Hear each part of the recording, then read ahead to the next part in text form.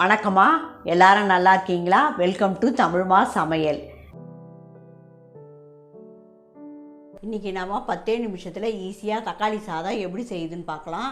அதுக்கு என்னென்ன பொருள் தேவை, எப்படி செய்யுதுன்னு பார்க்கலாம். அரை ஸ்பூன் காஷ்மீர் மிளகாத்தூள் வச்சுருக்கேன், அரை ஸ்பூன் வெறும் மிளகாத்தூள் வச்சுருக்கேன், 1/4 ஸ்பூன் கரம் மசாலா பொடி வச்சுருக்கேன், ஒரு ரெண்டு பெரிய வெங்காயத்தை நீல வாக்கில் கட் பண்ணி வச்சுருக்கேன், ஒரு 3 பெரிய தக்காளியாக கட் பண்ணி வச்சுருக்கேன். தக்காளி சாதன்றதுனால வெங்காயத்தை விட தக்காளி அதிகமாக போடணும். கொஞ்சம் புதினாவை கழுவி வச்சுருக்கேன், கொஞ்சம் கொத்தமல்லி வச்சுருக்கேன், ஒரு 2 சின்ன வெங்காயத்தை கட் பண்ணி வச்சுருக்கேன், 1 இன்ச்சு அளவுக்கு இந்த 2 துண்டு இப்போ இஞ்சி வச்சுருக்கேன் தோல் சீவி, ஒரு 20 பல் பூண்டு வச்சுருக்கேன், ஒரு 2 பச்சை மிளகா கட் பண்ணி வச்சுருக்கேன். இந்த சின்ன வெங்காயத்தையும் பச்சை மிளகாவையும் இஞ்சி பூண்டெல்லாம் போட்டு அரைச்சின்னு வந்துடலாம்.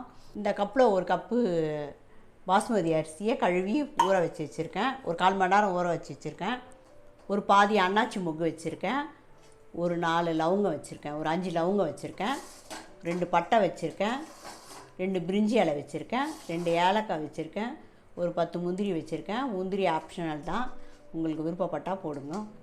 இப்போ இந்த ஸ்டவ் ஆன் பண்ணி குக்கரை வச்சிடலாம். குக்கர் காயிட்டோம், அதுக்குள்ளே இந்த இஞ்சி பூண்டு பச்சை மிளகாய் அந்த வெங்காயத்தெல்லாம் அரைச்சின்னு வந்துடலாம்.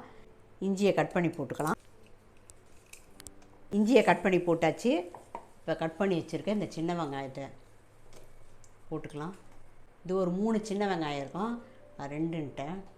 இந்த கட் பண்ணி வச்சுருக்கேன் 2 பச்சை மிளகாவையும் போட்டுடலாம், இந்த பூண்டையும் போட்டுடலாம். இது எல்லாத்தையும் மிக்ஸி ஜாரில் போட்டு மிக்சியில் அரைச்சின்னு வந்துடலாம், பேஸ்ட்டாக அரைச்சின்னு வந்துடலாம். இது இஞ்சி பூண்டு பேஸ்ட்டாக அரைச்சின்னு வந்தாச்சு. இஞ்சி பூண்டு வெங்காயம் பச்சை மிளகா எல்லாத்தையும் அரைச்சின்னு வந்தாச்சு. சோம்பு சொல்ல மறந்துட்டேன், இப்போ ஒரு 1/4 ஸ்பூன் சோம்பு வச்சுருக்கேன். ஏற்கனவே சொன்னதோடு சேர்த்து இப்போ சோம்பையும் சேர்த்துக்கிறேன். குக்கர் காஞ்சிச்சு, 2 டேபிள் ஸ்பூன் எண்ணெய் ஊற்றிக்கலாம். இதில் ஒரு 2 ஸ்பூன் நெய் போட்டுக்கலாம்.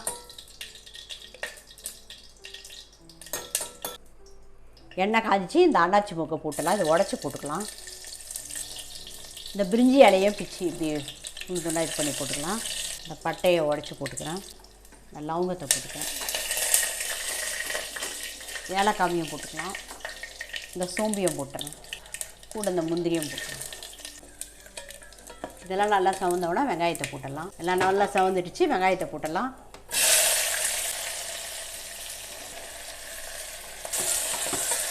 வெங்காயம் கொஞ்சம் வதங்கினோன்னா அந்த இஞ்சி பூண்டு பேஸ்ட் எல்லாம் போட்டுடலாம். வெங்காயம் வதங்கிறதுக்கு ஒரு 1/4 ஸ்பூன் உப்பு போட்டுக்கலாம். கொஞ்சம் வதங்கிடுச்சு வெங்காயம், ஓரளவுக்கு இந்த அளவுக்கு வதங்கினோன்னா இஞ்சி பூண்டு நம்ம அரைச்சி வச்ச இது எல்லாத்தையும் போட்டுடலாம். இஞ்சி பூண்டு வெங்காயம் பச்சை மிளகா, வெங்காயம் கொஞ்சம் பொன்னிறமாக வந்தோன்னா தக்காளியை போட்டுடலாம். இன்னும் கொஞ்சம் வதங்கிட்டோம் வெங்காயம், ஓரளவுக்கு வெங்காயம் நல்லா பொன்னிறமாக வதங்கிடுச்சு. இப்போ தக்காளியை போட்டுடலாம்.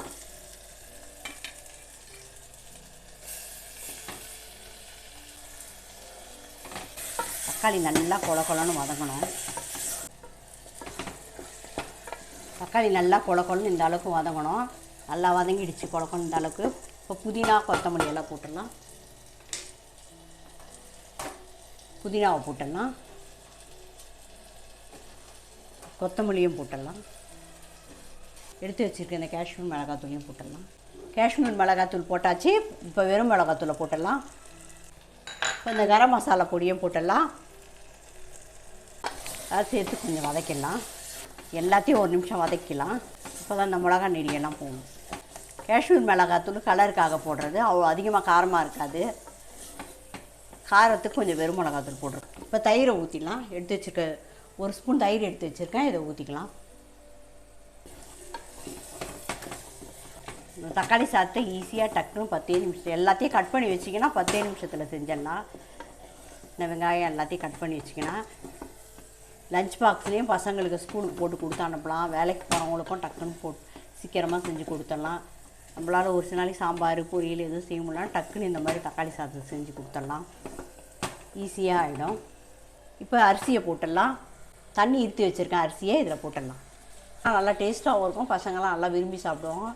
பெரியவங்களுக்கும் பிடிக்கும், பசங்களுக்கும் பிடிக்கும். அந்த தக்காளி சாதம் நல்லா கொஞ்சம் பிரியாணி டேஸ்ட்டில் இருக்கும். அது நல்லா அரிசியை 1 நிமிஷம் வதக்கிக்கலாம்.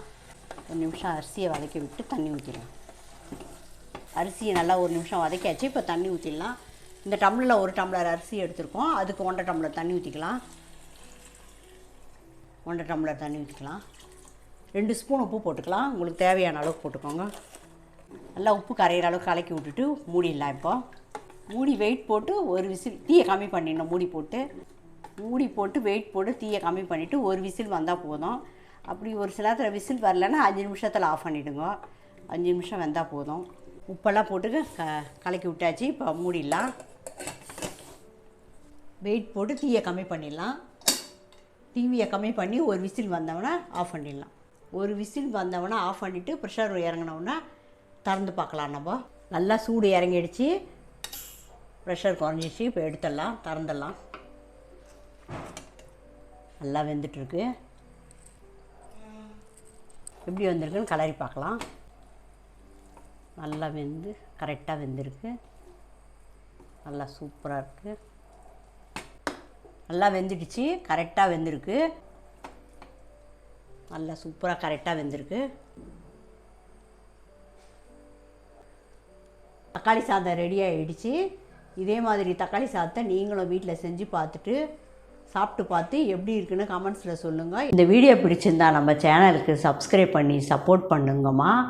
சப்ஸ்கிரைப் பண்ணி பக்கத்தில் இருக்கிற பெல் பட்டனை அழுத்திக்கோங்க. உங்கள் கருத்துக்கள் எல்லாம் கமெண்ட்ஸில் சொல்லுங்கள். நன்றி, வணக்கம்.